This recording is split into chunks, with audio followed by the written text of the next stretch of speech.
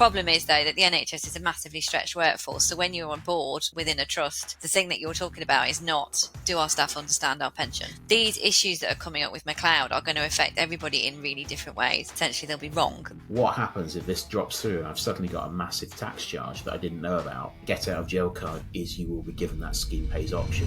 Two of this country's foremost experts together on YouTube. Andy Powell here, medical specialist accountant, working direct with doctors, but also now with the Medics Money team. I'm Laura Bowler, so I am the director of a company called Pengage Limited, and we help people to engage with and understand different aspects of their pension scheme, and nearly all the work that we do is right across the public sector, including the NHS Pension Scheme. We've been waiting to record this episode for absolutely ages because you might know that the McLeod judgment affects a load of people, NHS pensions. And if you don't know about McLeod and you're a new listener, first of all, welcome. And in the first 5 minutes, we're going to explain what McLeod is and who it affects. But we've been waiting for more detail about this really important change to the way that NHS pensions work for ages. And there's been consultations about it. We've done podcasts about it. We did one a couple of weeks ago telling you about a tiny tweet that we found out about the McLeod. But then the government released a whole raft of information about how McLeod is going to work. So we are talking about if you've paid an annual allowance tax charge, how do you get that back? Could you even get that back? Could you claim compensation for the advisor fees to your accountant and your IFA that you've had to pay? What about if you've done a scheme pays election? Again, if you don't know what scheme pays is, we're going to give you a really nice simple explanation about it. But what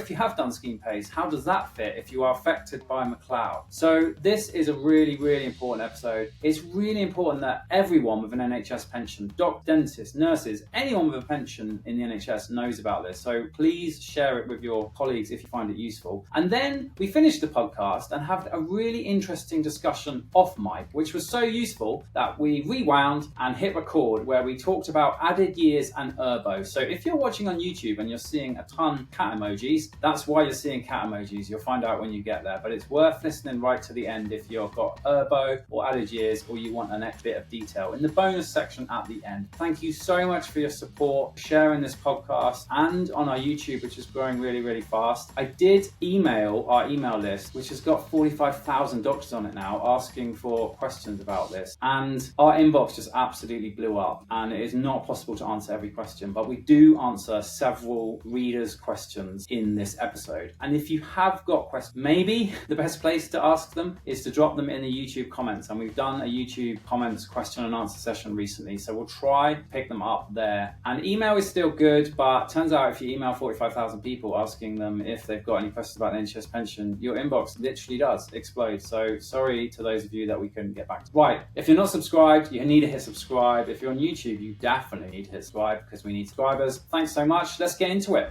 So on today's podcast and YouTube video, we are talking about McLeod NHS pensions, and I'm delighted to welcome two of this country's foremost experts, one of whom will be very familiar to Medics Money podcast listeners since he works for us, and another new guest who is making their Medics Money podcast debut, but not their podcast debut, Cryptic. Andy, do you want to introduce yourself first, and then Laura, tell us about yourself as well?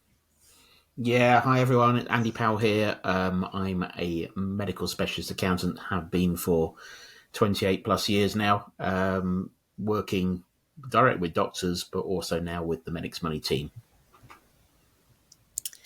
And I'm Laura Bowler, so I am the director of a company called Pengage Limited, and we are pensions communications consultants, which is just a fancy way really of saying that we help people to engage with and understand different aspects of their pension scheme. And a lot of work that we do, in fact nearly all the work that we do, is right across the public sector, including the NHS Pension Scheme. And we have a podcast. Yeah, we're going to link your podcast in the show notes, but let's just get the plug in right now. What's it called? Where do I find it? It's called Pensions WTAF, which stands for Working Through Actual Facts Podcast. Okay. Yeah, I wondered what that was going to say about. I thought we were going to have to get the bleeper out there for a minute. Okay, this is a family-friendly show, just to read you the disclaimer. Okay, so Laura, we're talking about McLeod, which is really, really complicated, but can you just give us like a sort of brief summary of how we got to this point? What is McLeod? Who's affected? And then what has changed to necessitate us bringing together two of this country's foremost experts together on YouTube for this episode? Yeah, okay, I'll try and be as succinct as I can. So McLeod centres all around the way in which the 2015 schemes were introduced. So it's probably important to know that McLeod affects all of the public sector pension schemes. It's not an NHS pensions issue, it's a public sector pensions issue. So there was a wide review of public sector pensions, and that review meant that we then initiated the new schemes, or the 2015 section. Now, when the scheme was first introduced, whether somebody did or didn't move into that section depended on two things. So, were they a member of the scheme as at April 2012? And then the second thing is how close they were to their normal pension age. So, if they had less than 10 years, to their normal pension age, they didn't move into the 2015 section. They stayed where they were. If they had more than 13 and a half years to their normal pension age, then they were moved across into the 2015 section automatically. It was a mandatory move. And if they were in that middle group that had between 10 and 13 and a half years to their normal pension age, they would have moved, but they would have had a choice as to when, which could have either been the 1st of April 15 or at a later date that was based on their date of birth. And all of the schemes did that. And then there was a legal challenge by Judge McLeod, who is a member of the Judicial Pension Scheme, which is where we get the McLeod remedy from. And that legal challenge was essentially that the way in which the schemes had been introduced was discriminatory on grounds of age, which it very clearly was when you think about what we've just set out. So, fast forward a bit, HM Treasury and central government are responsible now for implementing a remedy, again, across all of the public sector schemes that removes that age discrimination element, and that's where we're getting the name the McLeod remedy from. So we have had a number of updates and consultations running, but essentially what is going to happen is if you were somebody who was moved across into the 2015 section, and you were also a member of the scheme as at April 2012, then your service is going to get rolled back. So it's going to be as if you didn't join the 2015 section up until the 31st of March 22, and then everybody is being treated as having joined the 2015 section from the 1st of April 22. And then when you then retire or take your benefits, you will then get two sets of figures that will give you two options. The first option is that you continue in your original section until the 31st of March 22. And the second option is that you continue in that section only until the 31st of March 15, from which point you join the 2015 scheme. And the way we envisage it working is that people will look at those two sets of figures and then choose whichever one is the most beneficial for their circumstances. Awesome. Okay, that was a brilliantly succinct explanation. Hopefully everyone's up to speed to this. I mean, the reason why this is really important is because something was released last week, I think it was, which is kind of setting out how this is actually going to work in practice, which has answered a lot of questions that the experts have had. But it's also like a tremendous opportunity for NHS pensioners to, this is a great pensions planning opportunity. And I think the fundamental thing is that no one should be worse off as a result of the remedy, which is a great position to start from. So where do you want to start with what happened last week when they brought out the draft, draft legislation? And because there's so many questions, and I've also got a ton of questions from people on email and Twitter, and we'll also take them in the comments on YouTube as well, if that helps. But where do you want to start with, like, what's happened now? Yeah, so what happened? Basically, it was. There's been various consultations that have been going on, which seem to be going on for ages. I can't even remember when they started, but this was the second part of the consultation process, where a lot of people interested in this whole process put in responses to the original things they were proposing, and including sort of all the big guns like the BMA, the BDA, and people like ASMA as well. Who responded. So this was basically the government's response to those responses, which helped clarify quite a few things. Not everything, though. I think there's still quite a lot of unknowns still in there. So we can't sort of give it a definitive guide to what's going to happen. But I think we're a lot clearer in terms of the process going forward. And it's quite encouraging. I think, as you said, it gives opportunities to people that have made decisions previously on a different basis to go back and revisit them. But it also gives some sort of clarity on the process they intend to happen. which I suspect, as Laura might confirm, is probably going to be simpler to some degree in other parts of the public sector, whereas some parts of the NHS is going to be quite difficult purely because of the sheer numbers involved. I think there's something like 290,000 retired NHS members that have to be corrected first, and then you talk about the extra million plus after that as well. So I think the NHS scale is far, far bigger than the others.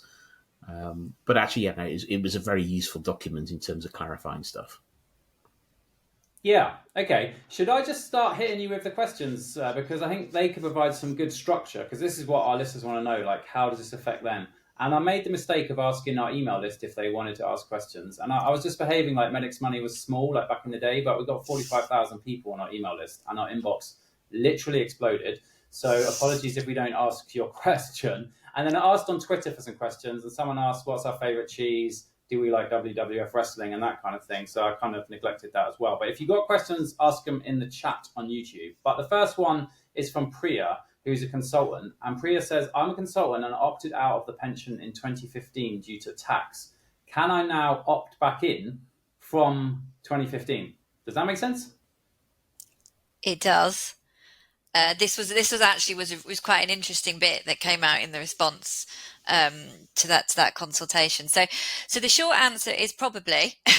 The reason being is that there's an evidence threshold, albeit quite low, that Department of Health and Social Care are setting, which says that if for an individual to opt back in, they have to some degree be able to evidence that the 2015 scheme was part of their reason for opting out or their reason for opting out. But there's different ways you can present that information. So if it was from a tax point of view or an annual allowance point of view, your annual allowance is the measure of the growth in your pension. So if you're in two different schemes and you've got two growth figures, one which in the 2015 section would be higher than it would be typically in 95, then that obviously is a reason to say, actually, we might need to go back, and I would have made a different decision had we not been put into the 2015 scheme in the first place. So yes, in theory, that does sound like a reasonable position. Now, if you have to raise what's called a contingent decision with the pension scheme, we don't know what that process is yet. This is one of the things that's missing from what Andy mentioned before. And the scheme would then determine whether that met the criteria or the threshold. If you are put back in the scheme, you do have to pay back the contributions. So to be a member of the NHS pension scheme, as you know, Tommy, you have to pay a contribution. So if you want to opt back in and it's backdated, you have to pay back the contributions for that period of time. But yeah, potentially in theory. The interesting thing that came out of the consultation was that you can choose to opt back in for part of the time that you were opted out. It doesn't have to be so if you opted out for the whole 7 years between 2015 and 2022, you don't have to opt back in for the whole 7 years. You could just opt back in for part of it, which was quite interesting, I think, wasn't it, Andy? Yeah, it does say that. So, yeah, I mean, there's going to be some nuances around what annual allowance tax is going to be paid for what years, because of some periods are now out of scope. So you could potentially have the scenario where people want to opt back in for those earlier years, which they would normally, if it was back then, would have had an annual allowance tax charge to pay over, which they may, if my understanding's right, and you can correct me if I'm wrong here, Laura, they may therefore avoid any annual allowance for that period. Yeah, possibly. Yeah, Possibly. Again, it's the detail, isn't it, that's missing at this point, because there's a bit of, yes, in theory, because the tax rules, work on, we can't go back more than 4 years. So where we're going back to 2015, 16, up to 18, 19, they're what we call the out of scope years. They're too old. So there is a clause that's written in the legislation that says if somebody has paid too much annual allowance charge from that period, they can apply for compensation to reclaim that back. But if somebody hasn't paid enough, they're not going to be asked to pay the difference. So because of that, it does imply that if somebody opts back in, they then might not have to pay any annual allowance charge. Yeah. I mean, I think also the other factor to consider is, Laura's quite rightly said, you've got to pay the contributions, which could be sizable, because we tend to be talking about higher earners here, and therefore, if you're paying at 14.5% on over £100,000 of earnings, that's quite a lot to find for a number of years. But they have said they will accept or will be proposing some form of instalment system.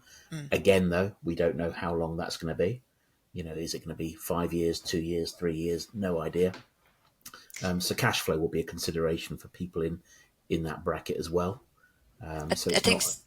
Sorry, Andy. Just to add to that, we've got some trusts who operated an additional what some were calling an additional pay policy. So if they had clinical staff, for example, who opted out of the scheme for tax reasons, they were paid the employer contribution in their pay as extra pay. So if you opt back in for the period you opted out and you had extra pay in the form of the employer contributions, you have to pay that back as well. Yes, yeah, absolutely. Yeah, in that scenario. Which kind of makes sense. Oh, sorry, Andy. I'll say, the other category is going to be GPs, which is a bit unclear because GP partners have paid both the employee and employer contributions as well. So kind of silent in the responses there. Perhaps I shouldn't even be mentioning it on this podcast, but in case anyone's listening. But I think there needs some clarity. There would need to be some clarity around that. Yeah, GP partners, probably about the most complex cases that you two come across, I'd imagine. Which kind of leads me on to another question, which I think came via our inbox. So 45,000 people get our email, the latest financial news for doctors. You can sign up at medicsmoney.co.uk/ebook and download the ebook. You get on the email list. So Tim is a GP partner. And Tim says, firstly, thanks for all the podcasts and videos. No worries. I seem to remember reading somewhere that compensation may be available to people like me who suspended their scheme membership to avoid imminent AA charges. Who wants to take this one? I think it's kind of similar to the opt-out. So there's no compensation as such for somebody in that situation, but they would have that provision to be able to look at reinstating their service for that time that they were opted out. And therefore they could then continue to accrue benefits. But there's no direct compensation for opt-outs, I don't think, is there, Andy? No, but I think there is a more general thing about compensation for rectifying all of this. So there's no compensation in terms of the opt-out itself for those who have opted out, but there is the wider sort of rectification side, which is, again, a little unknown. It's clearer in that they keep mentioning there's a whole section now that talks about compensation being available. But what it does talk about is it will be on a case-by-case basis. And then there are certain parameters that any sort of government department have to work in terms of value for money and whether the charges look reasonable, etc. But that's going to be, I think, a really interesting one, because I know people like the BDA, I think, are referenced in the British Dental Association, are referenced in that document, who were asking about, well, if someone took some advice off of an advisor back in 2017, this is this all came out, they did some modelling based on the 2015 scheme. Basically, all that's unravelling now. So actually, they've spent a load of money on getting some advice. Do they get compensated for that? There is going to be some cost to do with correcting this. So if you do get one of these annual allowance statements that come through, and you've got to then go and get it processed for the last 8 years, are you going to do it yourself? Probably not. You probably want to get someone to help you with that. I think that's more likely to get compensation for the cost of doing that. But yeah, it's still pretty vague, really. But they have said clarification is coming soon. And soon, I guess, I don't know, it's got to be before the 1st of October, I'd imagine. You would assume. It says, so it actually says in the response, I'm just going to read this to you. Where the member employs the services of a financial professional to support such an application for tax reassessment, this may be considered a direct financial loss, depending on the merits of the member's compensation application. It sort of implies, doesn't it, that if somebody's had to seek guidance or advice previously around pensions and pensions tax, and that might have formulated the decision making, and they now have to revisit that, or they need further advice, that might be a scenario where they might be able to claim back some form of compensation. Yeah, that was definitely the compensation element of that question caught my eye, because I've paid out lots of money to advisors like yourselves, and money well spent, obviously, but if I can get it back, Yeah, so sort of maybe awaiting clarification is what we're going to say to Tim, right? Yeah, I think so. Yeah, I did see something. It was Tony Goldstone, as ever, did a long thread of tweets on this, and one of the things was about the compensation bit, and he highlighted the bit there was something about feelings of loss in there, which I think I think me and Laura are first in the queue for feelings of loss there for all the hassle we've had over the years dealing with this, because our claims are going to be huge if that's allowed. But yeah, so it's going to be interesting to see what happens. You could put feelings of loss claim in for recording this podcast, I reckon, you know? Oh, absolutely. What's really interesting on the compensation is that, so just for fun, I have read all of the different consultation responses across all of the public sector schemes, and we have tried to keep track of what they're all doing because they're all different actually. And NHS and teachers are the two that mention compensation, whereas things like the civil service do not. So that's really interesting, actually. That doesn't seem. Well, these are only consultation responses, so and it might turn out to actually be different when they deliver their regs, but they are not talking about financially compensating anybody, which is interesting. Okay, so let's just say, like, you are an NHS pension member, like me. And let's just say, you know, you've received a brown envelope, or you might have paid an annual allowance charge in the remedy period. What do I need to do now? Like, what would you advise your clients to do now in terms of what they need to do, and then what do they need to sort of, what do we need to do? Guide us, but not advise us, obviously, because this is not advice. Do your own research and hire a decent advisor like the ones on Medic's Money. But there must be a few sort of general principles. Yeah, so normally it would be about this time of year that you would start receiving the brown envelope, which is the pension savings statement. They are not being issued this year to anybody who is impacted by the McLeod remedy. And the reason for that is because essentially they'll be wrong. The fact that they've been wrong for the last 7 years seems irrelevant, but they're not being issued. And you should not put any annual allowance charge on your 22-23 self-assessment. That was confirmed in a HMRC update on the 18th of August. So put nothing in. Me and Andy did a podcast about that recently as well, which further confirmed it. And I can now get a new front door, right? This is a bit of a sideline, but I got a new front door, and I forgot to tick the get a letterbox button. So I don't have a letterbox at the moment, but I was like, well, then the annual allowance statement can't get through, can it? But now I'm ordering a letterbox to celebrate. Just because it's not coming this year. So. Well, I forgot to tick when you order a front door. There were letterbox thing was right at the bottom. I didn't know they didn't come with a letterbox. It's ridiculous. And I thought actually it might be quite useful to not have a letterbox, but I can get one again now. So send me some letters if you want. Yeah.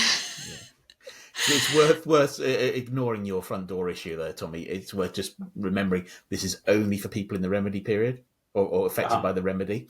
So if you are, I mean, most people are, to be fair, that haven't retired. But if you are one of those people that were in the 1995 scheme or and have stayed in the 1995 scheme, or maybe the 2008, but I really can't think of anyone particularly off the top of my head who would have been in that one. You know, and didn't transfer over to the 2015 scheme, or alternative, if you've been in the 2015 scheme since day one because of you joining after the point it came into being, then those people would need to disclose their annual allowance if they have one. But actually, the bulk of people are caught by the remedy, so it's really those that aren't. I think the interesting thing about that is then the time scale for people in the remedies and then be pushed back. But all the documentations of the NHS side saying quite clearly that this has all got to be supplied by the pension scheme by, I think, 6th of October 2024. Yeah.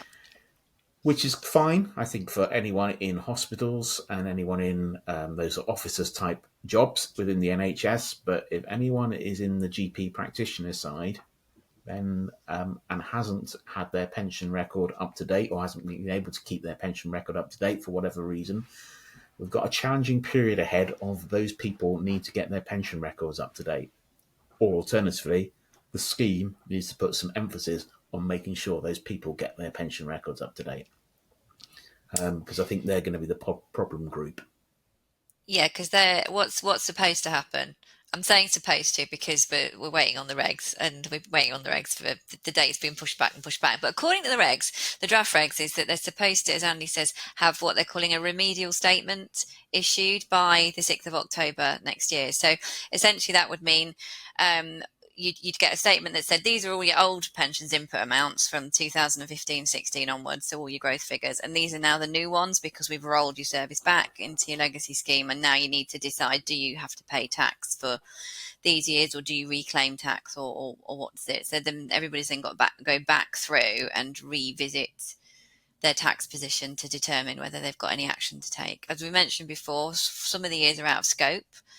And then we do also know as well that you're not going to be required to submit an amendment through the self-assessment process, which is how you would normally report an annual allowance charge. And there's going to be an online form by HMRC for people to fill in, and here endeth the information that we have on that, because there's no real detail at this stage. We haven't seen it yet or anything. Yeah, so I think it still sounds an awful long way away, another year, but I think it's going to still be very challenging. And then you've only got quite a short period after the 6th of October 24 to get remaining paperwork in, scheme pays elections. I know they've been extended further down the line, but you've still got to get the paperwork in.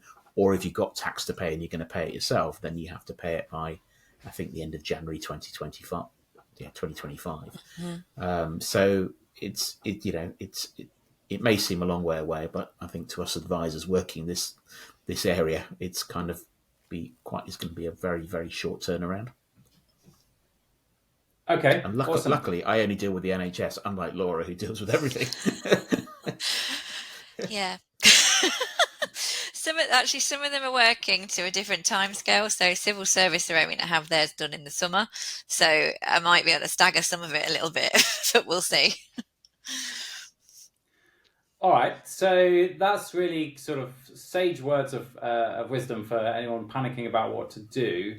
I've got another question about scheme pays. I mean, I don't know if we want to go to that level of detail, and then let's sort of try and summarize what we need to do, and also like what would you advise? But do we want to go to scheme pays? Because basically, what I'm thinking is, imagine if you put in a scheme pays election in the remedy period.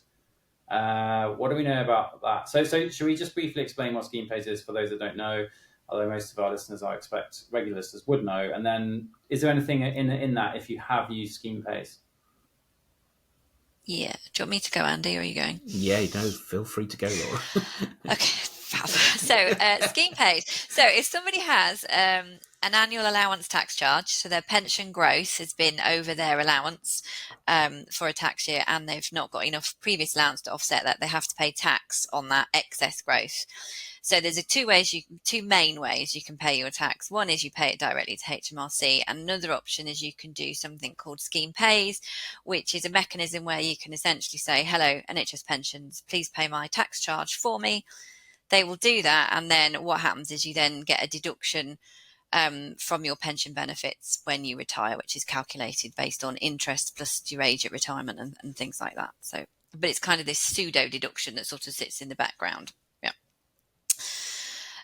So if you have a tax charge for one of the years and you've done scheme pays and it's now too much, so the rollback period has shown actually you've got less tax to pay, then the process should be that you can just alter the scheme pays amount accordingly, up or down. That's what we're expecting the process to be, unless it's one of those out of scope years that we mentioned before. I think as well, you do have the option, if you owe more tax than what you've put on scheme pays, you can actually then pay that directly as well if you want to. I think you can split how you pay it, can't you, Andy? It just depends on circumstances. Yeah, you've always been able to decide to get the scheme to pay some of it or pay some. It's not an all or nothing thing. It's usually a question of choice in terms of cash flow that people go down. But yeah, so for those years, if there's additional charges that come through this part, and including the 2022-23 year, because that will throw up some charges as well, then you are able, for those in-scope years, as Laura referred to resubmit or submit new scheme pays elections if that's what you choose to do. Okay. So again, I think the most important thing for anyone who's sort of worried about what happens if this drops through and I've suddenly got a massive tax charge that I didn't know about, because there could be cases. It's not always going to be the tax is going to go down. There will be cases where tax goes up, but at least the get out of jail card is you will be given that scheme pays option. However, it goes back to what I said earlier. We've got a really short time scale to deal with this. So if you do get one of these letters, so assuming A, you've got a letterbox, unlike Tommy, but secondly, one of these letters arrives. Bear in mind, when they normally arrive, they've got 4 years worth of data on. This should be a letter that has, I don't know how many years. 11, I think it should be. Yeah, 11, on there. So it'll have lots and lots of numbers on it. Don't just go put it in the drawer or put it in the to-do box. You've got to action something. Whether you've got an advisor at the moment, speak to your advisor. Whether actually it's not showing as a problem anyway, then read through and try and understand it. Because the risk is that if you do nothing in this bit, HMRC are going to get to know all this data. So they have been quite clear that if people receive information where there are tax charges and haven't acted on it, then they will be following it up. Whereas in the past, I guess the information flow, particularly in the NHS side, hasn't been brilliant at times. But I think this time around, HMRC will say, right, we're catching up everyone now as part of this mass exercise. So do not ignore those letters. Yeah. For retired even though I don't have a people, letterbox. Well, yeah, for retired people, these could start, in theory, dropping from the 1st of October. Even though I don't have a letterbox, I'm incredibly proactive about managing my pension. So, yeah, don't use my letterbox technique because, as you might expect, I've got some okay advice about this. Okay, that's really useful, Andy. What the comments on YouTube are going to be? There's going to be loads of questions, I know, and I think we should do a follow-up episode on YouTube to handle them.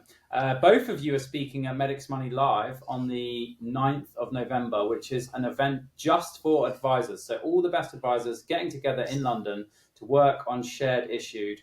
And I think McLeod might be quite high up on the agenda. So LinkedIn me or Andy if you want to come to that, because I do know that lots of advisors listen to our podcast as well. What, passing words of wisdom, closing remarks? Andy's got to get on the train to come down for a team meeting. Laura's got to go and write her slide deck for Medics Money Live on the 9th of November. So let's wrap up. Well, okay. So I think one thing I'm just going to chuck in at the end here is one of the things that is really difficult at the moment is that I think am I right in saying the NHS is the largest employer in Europe? Is that right, or very close to? It feels like it might be, doesn't it? Yeah. And as a workforce, so we've got quite a disproportionate amount of part-time people and also highly paid people. So it's quite a diverse workforce. And these issues that are coming up with McLeod are going to affect everybody in really different ways. One of the things that we are really concerned about is that people have an unconscious bias at the moment that the legacy schemes are automatically better than the 2015 schemes. So when people are faced with choices, a lot of the conversations I have with people at the minute start with, I want my 7 years back in the 95 scheme. And I'll be, okay, why?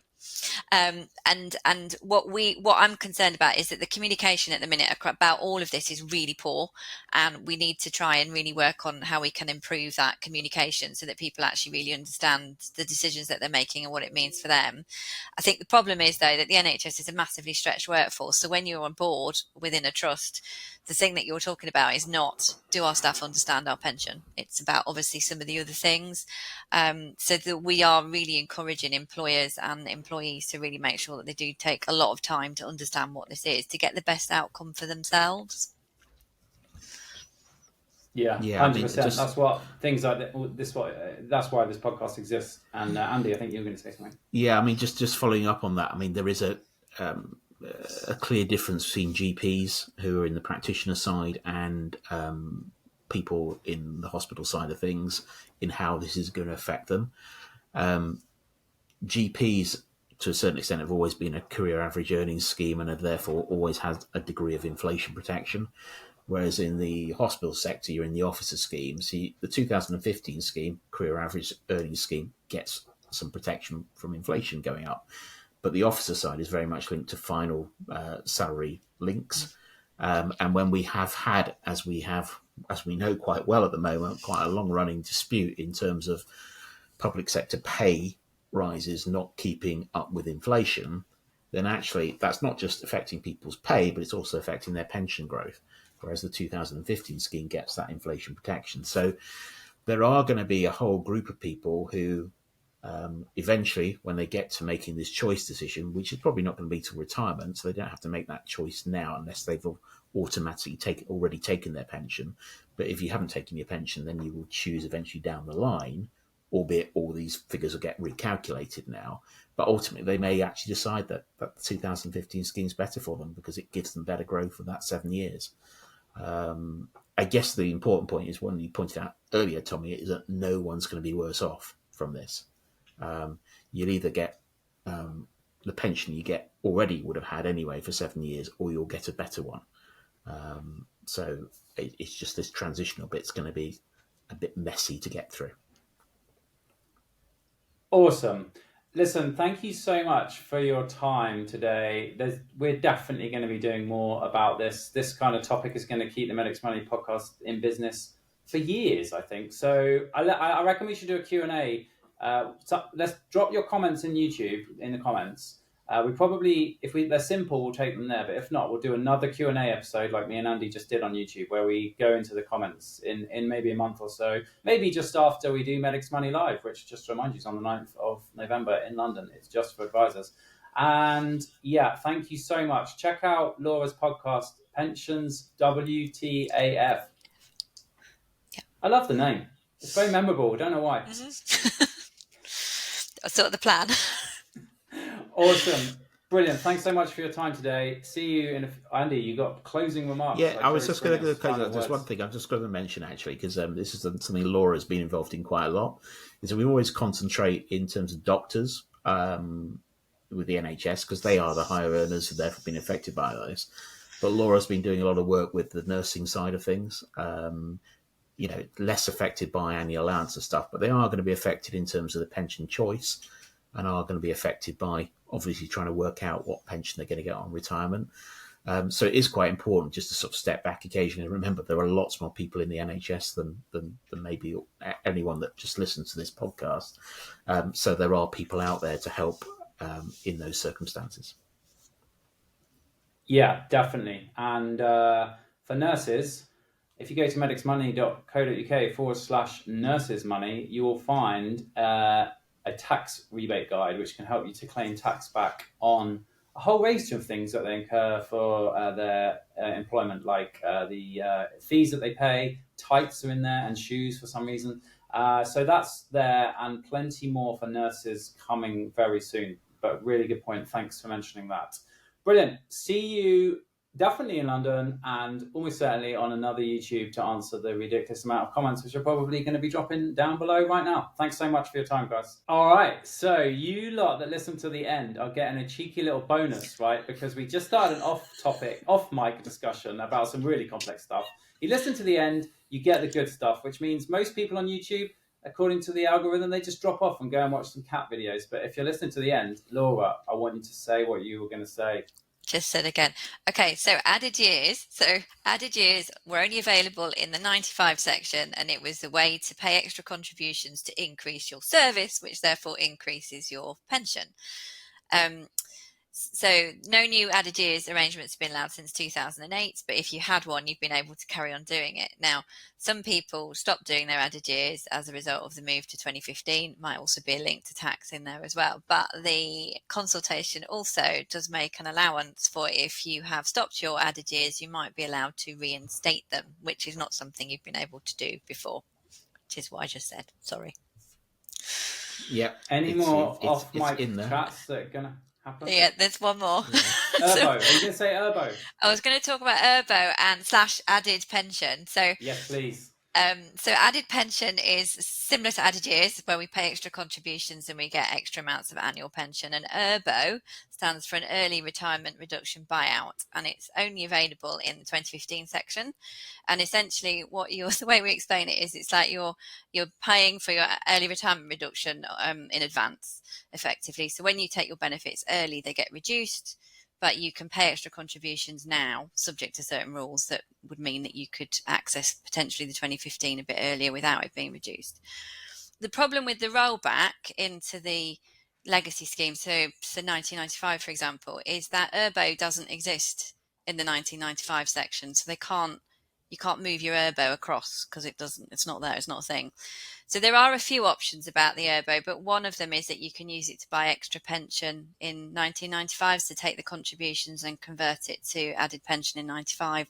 Similarly, any 2015 added pension you can put into 95. However, from a tax point of view, that would typically, when you buy added pension, it gets added to your pension in the year that you put it in. So when you're doing your annual allowance charge, you're doing it for that year. What they're doing with this is you're putting it all in 24, 25. So it would give you a massive annual allowance jump. But then what you're able to do is then apply for compensation to get back the extra tax that would trigger, which is a really weird thing that they're doing. Did that make sense? What I said off mic as we wrapped up was that I said to Laura when we just off mic that was a really good explanation. I almost understood it, and then you just mentioned ERBO. That doesn't. Why would they do that? Why would you pay it all back? I don't know. Charge and then compensate it. I don't know. Well, I fully expected that you would just pick it up and put it in the legacy scheme, and you would apply it in the relevant years, like we are doing with the main service. That's what I fully expected would happen. And then when I read the consultation, it says no, we're going to chuck it all in that 1 year that it goes across, which would obviously generate, potentially massive charges. But there's going to be a compensation arrangement, which I think is saying actually you don't necessarily have to pay all of the tax, because you'll have potentially had tax to pay anyway from the first time round. When you were paying added pension, if you were paying added pension into 2015, it would have certainly taken up part of your pension growth. So I don't know why they're doing it like that. I just know that I have to now go and change all of my calculators now that I've read that. Awesome. Right, I think that's it. If you're watching on YouTube and you watch this bonus bit, drop a cat emoji in the comments, because everyone who hasn't watched it to the end will just be like, why is there cat emojis everywhere? And our podcast listeners always listen to the end because we've trained them very well. But YouTube, we're still training our audience. So yeah, thank you for that bonus section. Is anyone else going to say anything really good when I press stop recording, or can I press stop? I can press stop.